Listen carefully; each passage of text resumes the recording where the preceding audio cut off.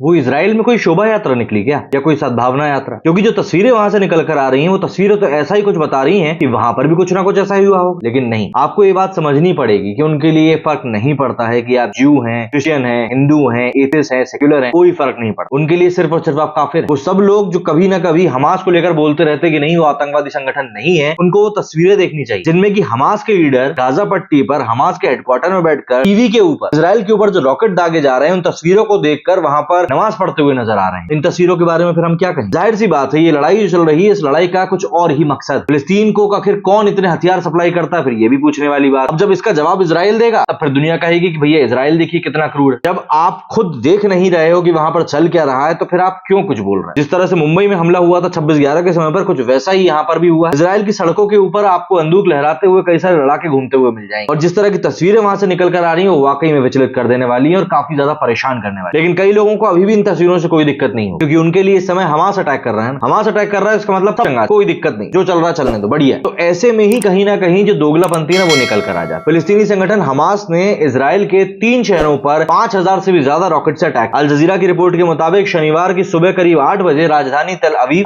इदरत और अशलोन शहर में रॉकेट दागे गए। ये रॉकेट रिहायशी इमारतों पर गिरे हैं, मतलब कि जहां पर सिविलियंस रहते हैं, नॉर्मल लोग रहते हैं। इसमें अभी तक 5 लोगों की मौत की पुष्टि करी गई और 100 से भी ज्यादा लोग घायल हुए हैं, सब बताया। मरने वालों का आंकड़ा ऑब्वियस सी बात है, जैसे जैसे चीजें बाहर निकल कर आएंगी, बातें पता चलेंगी, बढ़ता ही जाए। और हमास ने दावा किया है कि उन्होंने इजराइल के ऊपर खुद बोला है उन्होंने कि 5000 रॉकेट से हमला किया है। वहीं इजराइल की सेना का कहना है कि गाजा पट्टी से 2200 रॉकेट्स फायर किए गए। टाइम्स ऑफ इजराइल की रिपोर्ट के मुताबिक हमास ने इन हमलों की जिम्मेदारी लेते हुए इजराइल के खिलाफ मिलिट्री ऑपरेशन शुरू करने का ऐलान कर दिया। जाहिर सी बात है, इसका मतलब सीधा सीधा यह है कि इजराइल चुप तो बैठेगा नहीं। वो इजराइल जो न जाने कितने देशों को बिल्कुल मतलब छठी का दूध याद दिला चुका है, तो जाहिर सी बात है तो यहाँ पर हमला करने में अब कोई रोक नहीं पाएगा। इजराइल की सेना ने साफ तौर पर कह दिया है कि वो जंग के लिए तैयार। आर्मी ने अपने सैनिकों के लिए रेडीनेस फॉर वॉर का अलर्ट जारी कर दिया है। हमास के सैन्य कमांडर मोहम्मद दीफ ने कहा कि चल रहे ऑपरेशन को अल अक्सा फ्लड नाम दिया गया। ये यरूशलेम में अल अक्सा मस्जिद को इजराइल की तरफ से अपवित्र करने का बदला है। दरअसल इजरायली पुलिस ने अप्रैल 2023 में अल अक्सा मस्जिद में ग्रेनेड फेंके थे, इस तरह के आरोप लगाए गए। हमलों के बीच में कुछ देर में डिफेंस मिनिस्टर के हेडक्वार्टर में इजरायली कैबिनेट की बैठक होगी और उसके बाद और चीजें निकलकर सामने आएंगी। लेकिन फिलहाल हमले से जुड़े जो वीडियो सोशल मीडिया पर शेयर किए जा रहे हैं, जो वायरल हो रहे हैं, उनमें काफी ज्यादा चीजें ऐसी आ रही हैं जो आप देखना नहीं चाहेंगे। अश्कलोन शहर में हुए हमले के एक वीडियो में इमारत और सड़कों पर खड़ी गाड़ियों को जलते हुए देखा जा सकता है। ऑब्वियस सी बात है, यहाँ पर मैं आपको फोटोज वीडियोस नहीं दिखा रहा हूँ। उसका कारण ये है कि यूट्यूब भाई साहब को बुरा लग जाए, इसीलिए मैं आपको फोटोज वीडियोस नहीं दिखा रहा हूँ। लेकिन मेरे दूसरे सोशल मीडिया हैंडल, चाहे वो इंस्टाग्राम हो, ट्विटर हो, एक्स हो, आप उन पर जाकर देख सकते हैं। वहां पर मैंने सब पोस्ट करके रखा हुआ है। फॉलो करने के लिए नहीं कह रहा हूँ, जस्ट अगर आप उन चीजों को देखना चाहते हो वहां जाकर देख। अभी तक हमले में 5 लोगों की मौत की पुष्टि हुई है और उम्मीद की जा रही है कि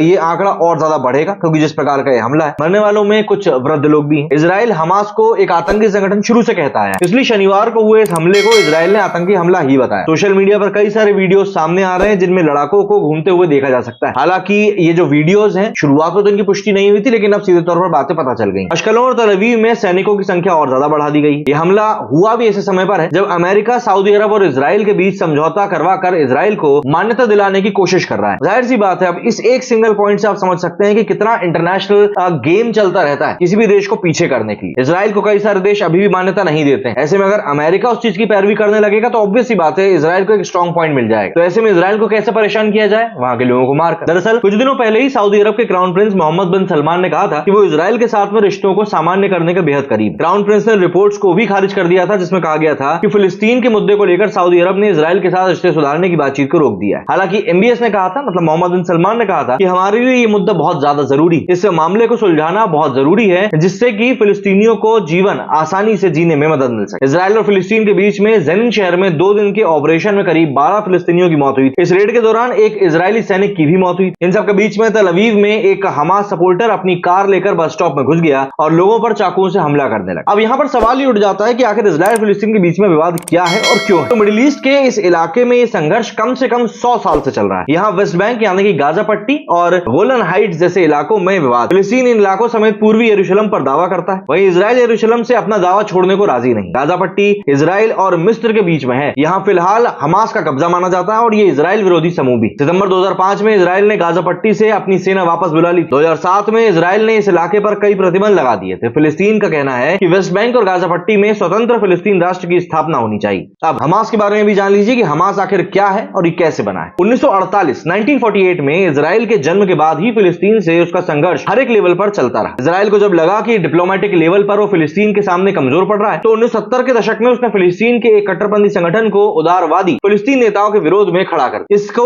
नाम दिया गया हमास। हालांकि हमास की औपचारिक स्थापना 1987 मानी गई। इजराइल के पूर्व जनरल यात्स येजेव का कहना था कि जहर से जहर मारने की यह नीति एक ऐतिहासिक गलती थी। इजरायली सरकार ने मुझे हमास के लिए बजट भी दिया, इसका अफसोस हमें आज भी। रजेव 1980 के दशक में गाजा के गवर्नर भी रहे और हमास ने फिलिस्तीन के लिबरल लीडरशिप को धीरे धीरे किनारे कर दिया और खुद फिलिस्तीनी आंदोलन का झंडा बदर बन गया। इसमें 90% युवा फिलिस्तीनी है। हमास को तुर्की और कतर से लगातार फंडिंग भी मिलती है। हमास के एक नेता खालिद मिशाल ने तो कतर में इसका दफ्तर तक खोल दिया था। ईरान भी हमास को हथियार और पैसा देता है। हालांकि ईरान शिया मुल्क है, जबकि अरब वर्ल्ड सुन्नी। हमास में करीब 27,000 लोग हैं। टाइम्स ऑफ इजराइल के मुताबिक हमास में करीब 27,000 लोग अभी भी एक्टिव और इन्हें 6 रीजनल ब्रिगेड में बांटा गया है। इसकी 25 बटालियन और 106 कंपनियां हैं। इनके कमांडर बदलते रहते हैं और हमास में कुल मिलाकर 4 विंग। मिलिट्री विंग की चीफ है इज अद दीन अल कासिम। पॉलिटिकल विंग की कमान इस्माइल हानिया के हाथों में है। इस विंग में नंबर 2 पर है मूसा अबू मरजूक। एक और नेता है खालिद मशाल। इंटरनेशनल अफेयर्स के लिए वे मुस्लिम ब्रदरहुड पर निर्भर है। एक सोशल विंग भी। इजराइल के उन हिस्सों पर कब्जा करना जिनमें की ज्यादातर फिलिस्तीनी है, एक स्वतंत्र देश के रूप में खुद को स्थापित करना। कई साल बाद अब हमास इजराइल को एक बार फिर से परेशान करने में कामयाब हुआ है अपने इन्हीं चीजों को लेकर। इसके सदस्य आम लोगों की भीड़ में शामिल होकर इजरायली सैनिकों पर हमले करते हैं। इजराइल की ताकत के चलते अब ज्यादा मदद इनको मिल नहीं पाती है और हर बार झड़प में हमास को ही नुकसान हुआ है। लेकिन इस बार जो इन्होंने अटैक किया है वो बहुत बड़े लेवल का है और जाहिर सी बात है इजराइल की तरफ से इनको जो जवाब मिलेगा वो जवाब भी काफी बड़े लेवल का ही होगा। लेकिन यहाँ पर अब आप दुनिया की हिपोक्रेसी को देखिए। दुनिया के लोग जो बोलते रहते हैं नहीं फिलिस्तीनी तो भैया बहुत शांति से जीते हैं, हमास तो आतंकी संगठन है ही नहीं, तो फिर ये क्या है? आप सिविल सोसाइटी जहां पर रहती है वहां पर आप रॉकेट दाग रहे हो और गाड़ियों में जो मतलब जो डेड बॉडीज लेकर जो घूमते हुए वीडियोस निकल कर सामने आ रहे हैं ना, मैं आपको यहाँ दिखा नहीं सकता हूँ, तो आपको बताता ये लोग क्या हरकतें कर रहे हैं वहां। लेकिन बात वही है भाई, मैंने जो शुरुआत में कहा था इनके लिए कोई फर्क नहीं पड़ता कि आप कौन है, इनके लिए सिर्फ एक शब्द है और वो आपको उसी शब्द से जानते हैं, वो